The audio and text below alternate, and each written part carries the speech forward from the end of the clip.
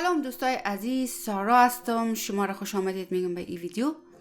امیدوار هستم هر جایی که هستین جور و خوب و صحت و سلامت باشین.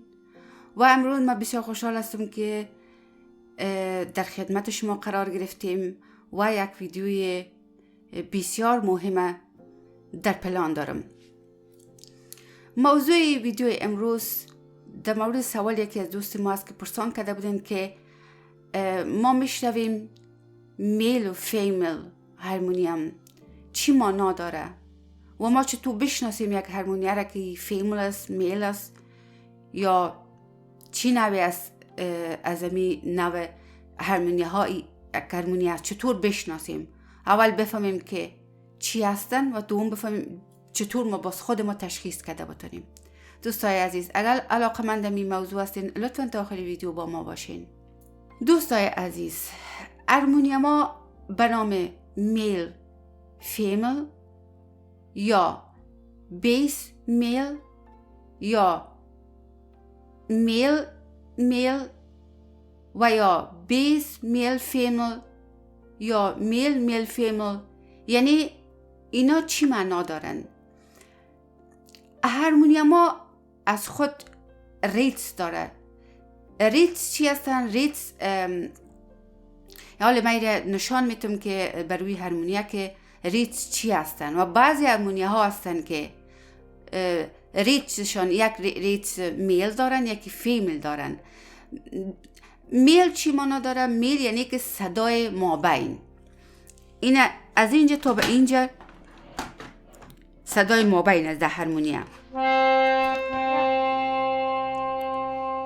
وقتی که میگن بیس فیمیل، این یک هرمونیه بیس فیمیل است. این چی معنا داره؟ یعنی که دو رقم ریتس وجود داره. یکی ریتسی که صدای بیس یا نوتای پایین صدایش میکشه و یکی که نوتای بلند میکشه، از اینجا های نوتای بلند صدایش میکشه. و اگر میگن که هرمونیم بیس میل است، یعنی که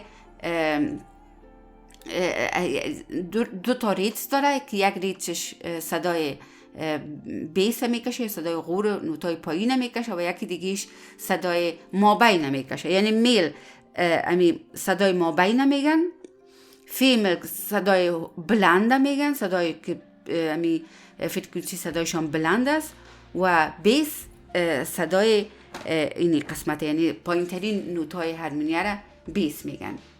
و حالا ما میبینیم که اصلا ریتس چی هسته و امی موضوعی که گفتیم ما رو دقیقه تر در خود هرمونیه میبینیم. دوستای عزیز، ما هرمونیه رو حالا باز کردیم، امرای پیچای از این امرای پیچا باز کردیم. دو تا پیچش از اینجا بود که من ایره باز کردم، ایره تر کشیدم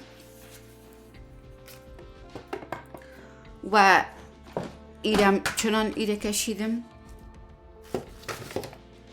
و دو دانه پیچش اینجا بود و دو دانه پیچ دیگه شم اینجا بود که من ایره کشیدم و ما بین هرمونیه رو ما اتر باز میکنیم.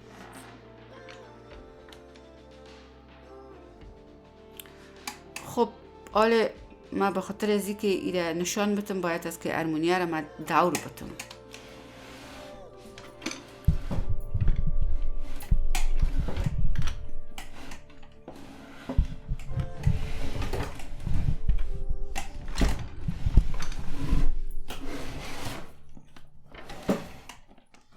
خب دیگه حالا دوستای عزیز هرمونیه را ما دور دادیم، نوتایشی طرف از این سر چپش به خاطر که در کمره ما صحیح درست بیایم ایده دور دادم. دوستای عزیز، وقتی که هرمونیه را ما باز میکنیم دیگه قسمتش ما میبینیم که اینا تو یک شکل ها را میبینیم، اینا تو یک شکل ها را، اینا تو یک چیز را میبینیم.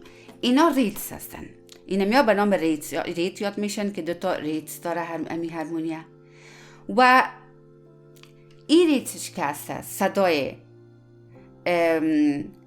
بیز، صدای چیز داره، امی صدای مابین داره، یعنی غورتر هسته از ما.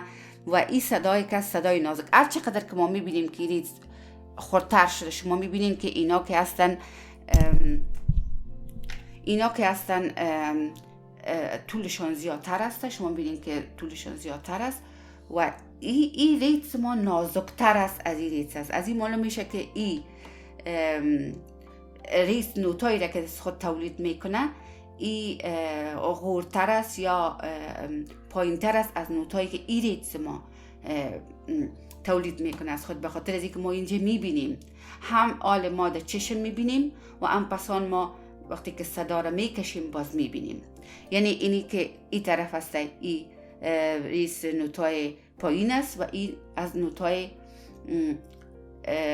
از اون که بلندترش است. اما ما تا حال نمیفهمیم که آیا این بیس است، این فیمل است، بیس فیمل است یا بیس میل است یا بیس فیمل میل از کدامش هست. ما پس که با شنیدیم صداش باز میفهمیم. منتها آل مقدر ایده میفهمیم که اینا ریتس اینمی هستن. که خب وقتی که اینجا شما میبینید دوستای عزیز که وقتی که ما اینی را قایم میکنیم شما میبینید اونجا شما میبینید که او امون خانگک سوراخی که از او هوا میه او را قایم میشه و هوا میه. شما میبینید وقتی که این باز میشه اونجا سوراخ باز میشه، وقتی که قایم میشه پس بسته میشه. از امون خاطر است که اگر امی تکمه اول ما تکمه کلان اول ای که وقتی که اگر قایم باشه هرمونیه هیچ کار نمیکنه. از اون خاطر ما به خاطری که هرمونیه ما کار بده ما حتما باید است که اینمی تکمه اول ما باید ایره باز کنیم. خب باز وقتی که صدا ما از اینجا پمپ میکنیم از اینجا هوا میره داخل هرمونیه. وقتی که ما پمپ میکنیم هوا میره و اگر ای باز باشه این اینجا از اینجا هوا میایه و هوا میره در هر ریتسی که ما واز کنیم ریتسا صدا تولید میکنن. اگر این قایم باشه دیگه هرمونیه کار نمیده، هوا نمیده اینجا و اینا کلش ریتسش کدام کار نمیکنه و هرمونیه اصلا صدا از خود تولید نمیکنه. خب حالا فهمیدیم که اینا ریتس هستن و اینا هر کدامش که هستن از درونس هست اینا و اینا همچنان از تکمه های دیگه هستن که اینا یا بسته می باشن یا باز میشن یا سلام. اما موضوع امروز ما موضوع ریتس هست که ما فهمیدیم که اینی دو تا ریتس هست. این در مینه دو تا ریتس هست. خب اینی تکمه اول ما بود که این اگر قایم باشه دیگه اصلا هرمونیه کار نمیکنه، هیچ کار نمیکنه. ما باید که پمپ نکنیم برای که میتونه که هرمونیه خراب شوه، برای که هوایی که داخل دو خانه اول میره اون باید است که برایه و او از یک جای بر خود سوراخ پیدا میکنه که برایه و این سوراخش باعث از این میشه که هرمونیه را سوراخ کنه و دیگه هرمونیه ما کار نده. میبینیم که صدای از طریق گوش چطور بفهمیم که این هرمونیه ما چی نوع هرمونیه هست.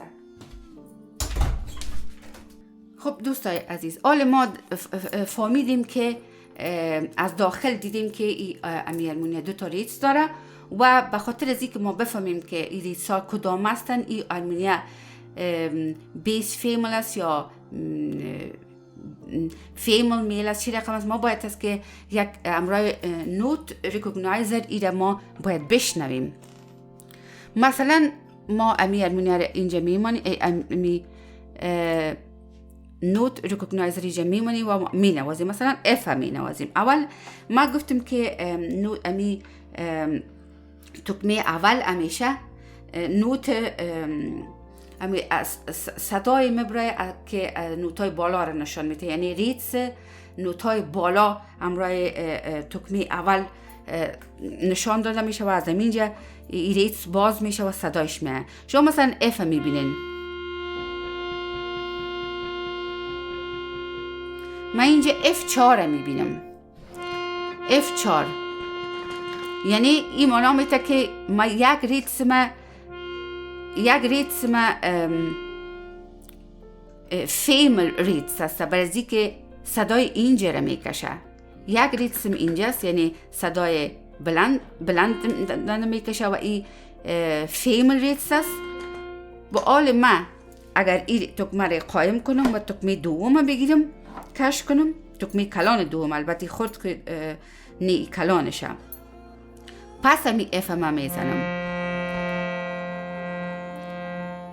اینجا با دوستای عزیز میبینیم که اینجا اف سی را نشان میده.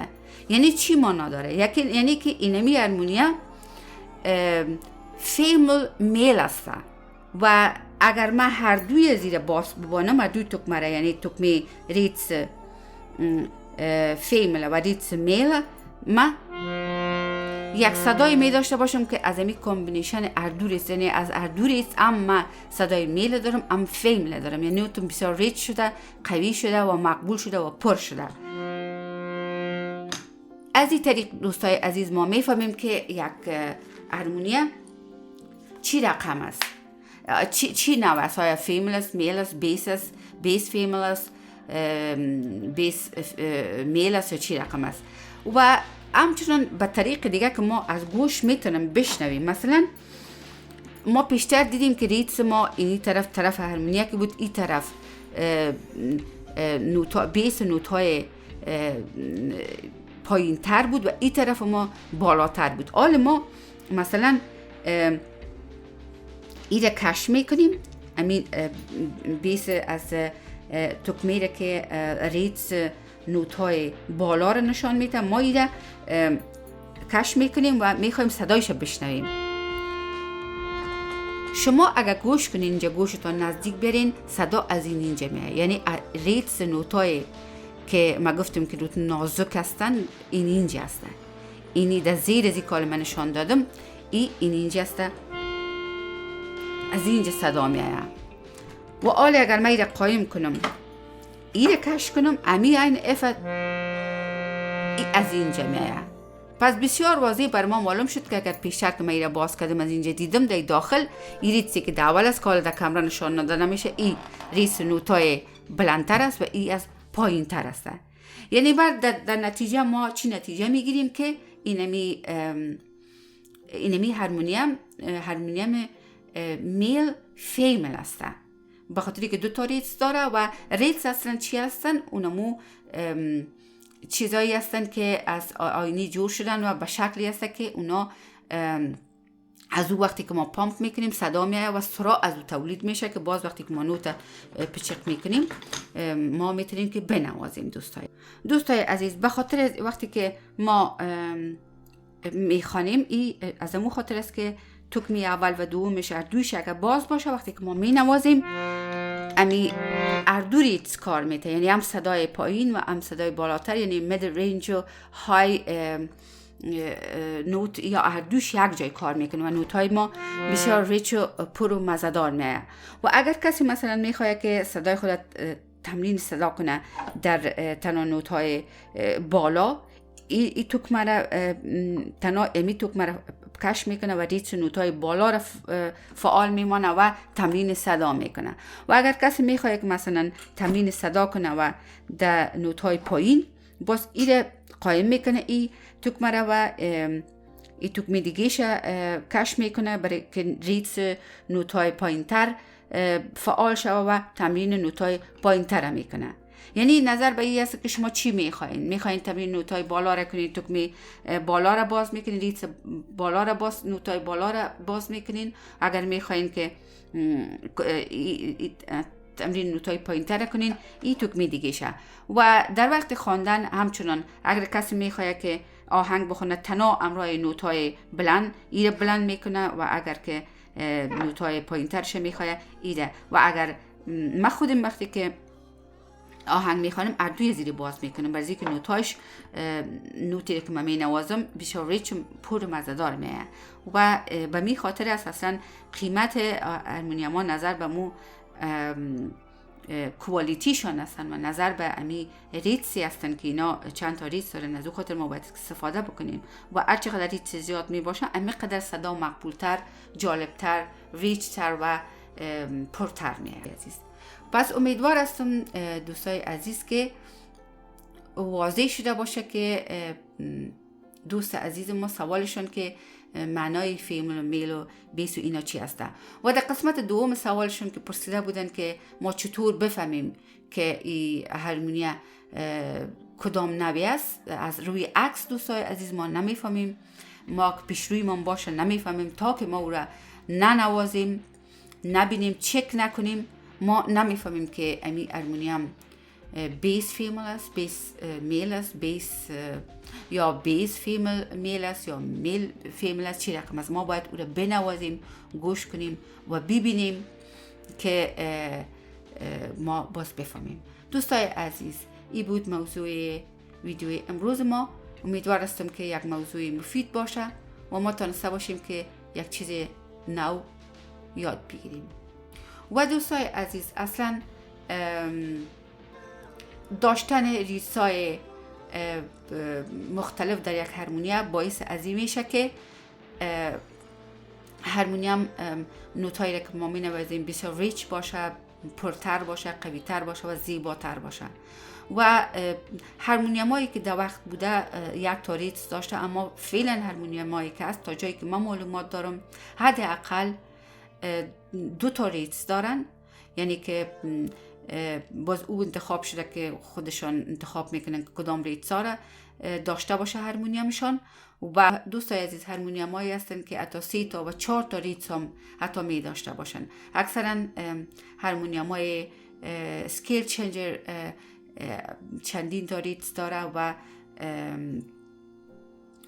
امکان هر چقدر که ریتمش زیاد باشه اما قدر قیمتش بالاست و این بسیار زیاد مهم است که ریتم‌ها کوالیتیشون خوب باشه. یعنی ما وقتی که یک هرمونیه رو میخریم در اونجا پرسان بکنیم که کدام هرمونیم چی نوع است، چند تا ریتم داره و ریتمش از چی ساخته شده و کوالیتیش حتما پرسان بکنیم. و ریتم یک هرمونیه نظر به صدای ما است که ما چی میخوایم از صدای ما جور کنیم. آیا ما میخوایم زیادتر در بیس شکل بتیم، زیادتر صدای ما بلند است، ما میخوایم که ریتم فیمل داشته باشیم، یا نظر به این است که ما خود ما چی میخوایم از آواز ما جور کنیم و یا چه قسم آواز ما است، ما چه قسم آواز دوست داریم و میخوایم که در چه قسم هرمونیه تمرین کنیم. دوستای عزیز، این بود موضوع ویدیوی امروز ما. امیدوار هستم که یک موضوع جالب بوده باشه و ما تونسته باشم که به شکل درستش ایده تشریح کرده باشم.